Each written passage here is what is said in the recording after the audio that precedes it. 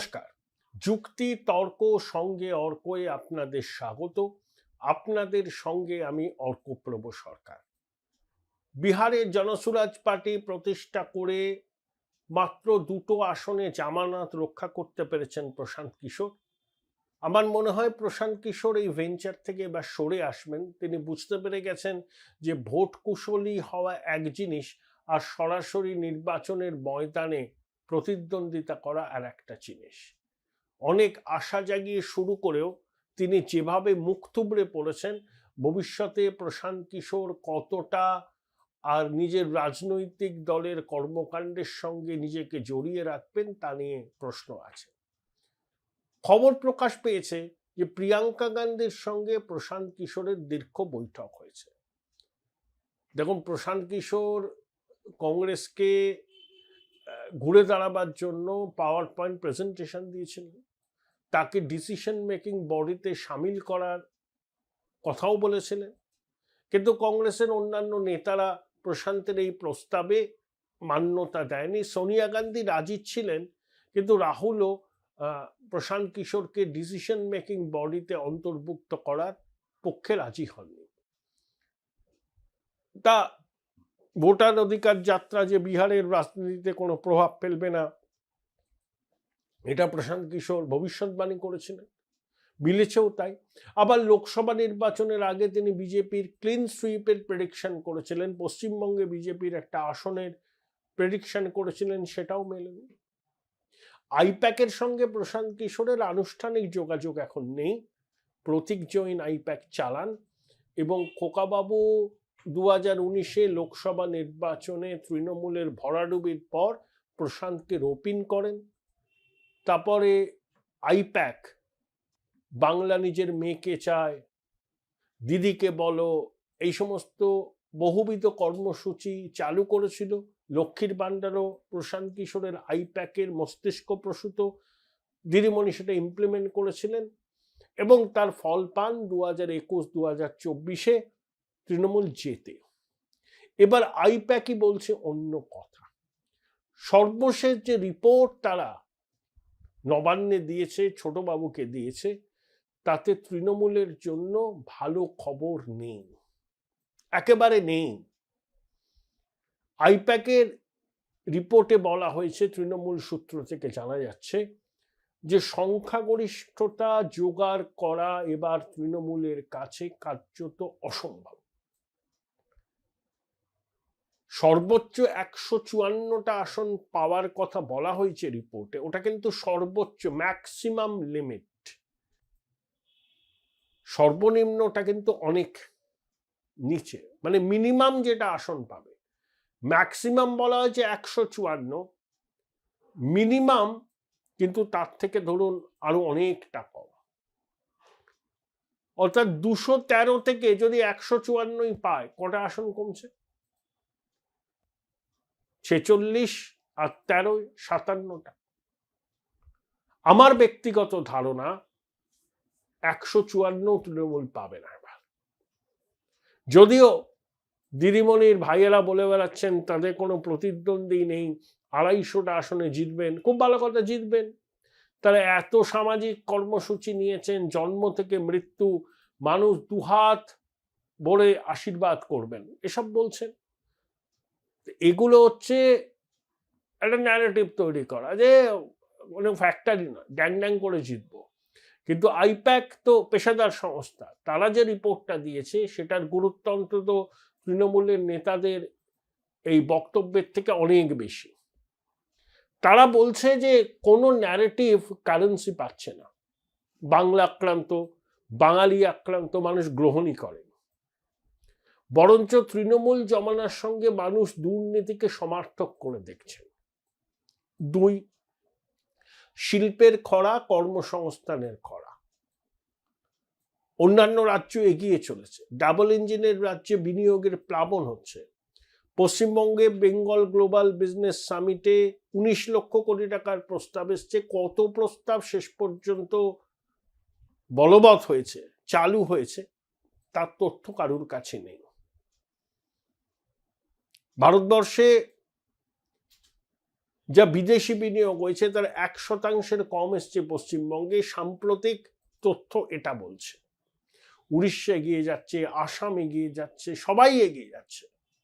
পশ্চিমবঙ্গ কেন্দ্রের সঙ্গে ঝগড়া করছে, কেন্দ্রীয় প্রকল্পে বাধা দিচ্ছে, রেল প্রকল্প আটকে যাচ্ছে জমি জটে। সাইলেন্ট মেজরিটির সিংহভাগ এবার পরিবর্তন চাইছেন। তারা বলছেন যে অনেক তো হলো, 50 বছর ধরে প্রায় আমরা শুনছি কেন্দ্রীয় বঞ্চনা, কেন্দ্রের বিমাতৃসুলভ আচরণ। এবার দেখি না যে একটা কেন্দ্রের সঙ্গে সুসম্পর্ক রেখে চললে পশ্চিমবঙ্গের লাভ হয় না ক্ষতি হয়। দেখুন, সাইলেন্ট মেজরিটি কিন্তু সরকার তৈরি করে, সরকার ফেলে, অন্যরা কিন্তু সেটা পারে না। কমিটেড ভোটাররা নির্বাচনের ফলাফল নির্ধারণ করতে পারেন না, এটা বাস্তব। তাহলে সেই অনুযায়ী আইপ্যাক বলছে পরিস্থিতি ক্রমশ হাতের বাইরে বেরিয়ে যাচ্ছে। দুর্নীতি আর এই সরকার বা এই রাজনৈতিক দল তো সমর্থক। এখন যদি তৃণমূল নতুন করে বলে যে আমরা এই করব সেই করব, মানুষ তো বিশ্বাস করবে। মানে এতদিন ধরে 15 বছরে তোমরা ছিলে, চৌর্যবৃত্তির সাম্রাজ্যকে প্রতিষ্ঠা করেছো, আবার এই করব সেই করব কি? তোমরা কি করতে পারো সেটা মানুষ জানে। যেমন বামেরা যদি বলে রুটি কাপড়া মাকানের জন্য আমরা লড়ছি, তখন মানুষ বলবে 34 বছর ছিলে, তখন কি করেছিলে? 3.5 দশক সুযোগ পেয়েছো, এখন তোমরা বলছো রুটি কাপড়া মাকান। তাহলে বামেরা টেস্টেড, ট্রাইড অ্যান্ড টেস্টেড, তৃণমূলও তাই। বিজেপি পশ্চিমবঙ্গের রাজনীতিতে আনটাচড অ্যান্ড আনকিস ভার্জিন। বিজেপির শাসন কেমন বঙ্গবাসী সেটা প্রত্যক্ষ করেননি। আর change is the only constant. পরিবর্তনের প্রতি মানুষের একটা স্বাভাবিক আকাঙ্ক্ষা থাকে। সেই আকাঙ্ক্ষা এবার নাকি ভোটের বাক্সে প্রতিফলিত হবে, এমনই রিপোর্ট দিচ্ছে আইপ্যাক। সংখ্যালঘু ভোটও তৃণমূলের পক্ষে একটা থাকছে না। হুমায়ুন ফ্যাক্টর বড় রোল প্লে করছে। অন্যদিকে সনাতনীরা কিন্তু এবার একজোট হচ্ছেন। মানে 100টা হিন্দু ভোটের মধ্যে এবার নাকি 65টার কাছাকাছি বিজেপি পাবে। তারপর একেবারে গোদের উপর বিস্ফোরণ মতো মেসি ম্যাসাকার। স্টেডিয়াম জুড়ে চোর চোর স্লোগান উঠেছিল। বঙ্গেশ্বরী তার 15 বছরের শাসনে এমন হয়েছে তিনি গাড়ি ঘুরিয়ে কার্যত পালিয়ে গেছেন, ফেস করতে চাননি। এক্স স্যান্ডেলে দুবার ক্ষমা চেয়েছেন। আর্জি করে তিলোত্তমার ধর্ষণ ও খুনের পর তিনি ক্ষমা চেয়েছিলেন, চাননি তো। মেসিকাণ্ডের পর দুবার ক্ষমা চেয়েছেন। তাহলে বোঝা যাচ্ছে যে কতটা বিরূপ মনোভাব এই শাসক দলের প্রতি, সরকারের প্রতি রাজ্যের একটা বড় অংশের মানুষ, হয়তো সংখ্যাগরিষ্ঠ মানুষের। অনেকে প্রকাশ করেন না, চুপ করে থাকেন, গণতান্ত্রিক পদ্ধতিতে ঠিক গণেশটা উল্টে দেন। আইপ্যাক কিন্তু সেটারই আঁচ করেছেন, কোনো কিছু ক্লিক করছে না। তারপরে এসআইআর 1 কোটি নামের কাছাকাছি বাদ যাবে। তাহলে অভিঘাত সব থেকে বেশি পড়বে তৃণমূলের উপর। যখন মৃত ভোটাররা, স্থানান্তরিত ভোটাররা, ডুপ্লিকেট ভোটাররা, তারা কিন্তু শাসকের পক্ষেই ভোট দেয়।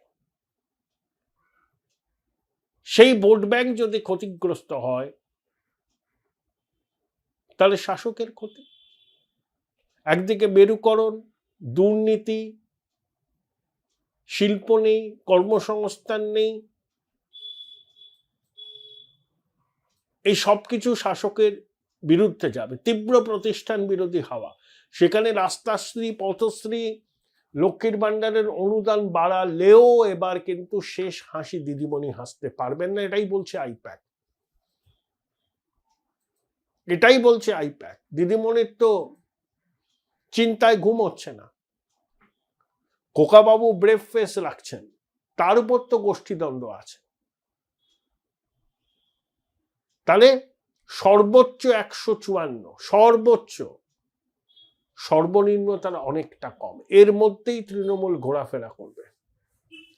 প্রশান্ত কিশোর শহরের এক বিশিষ্ট নাগরিককে নাকি বলেছেন যে দিদি ইসবার গয়া। যদিও প্রশান্ত কিশোরের অনেক ভবিষ্যৎবাণী মেলেনি, এখন আইপ্যাকের সঙ্গে প্রশান্ত হয়তো সরাসরি যুক্ত নয়, কিন্তু তার প্রেডিকশনকে একেবারে তো উড়িয়ে দেওয়াও চায় না। তৃণমূলের কাছে এ বড় সুখের সময় নয়। Join Indian Institute of Hotel Management now. Right choice, right decision.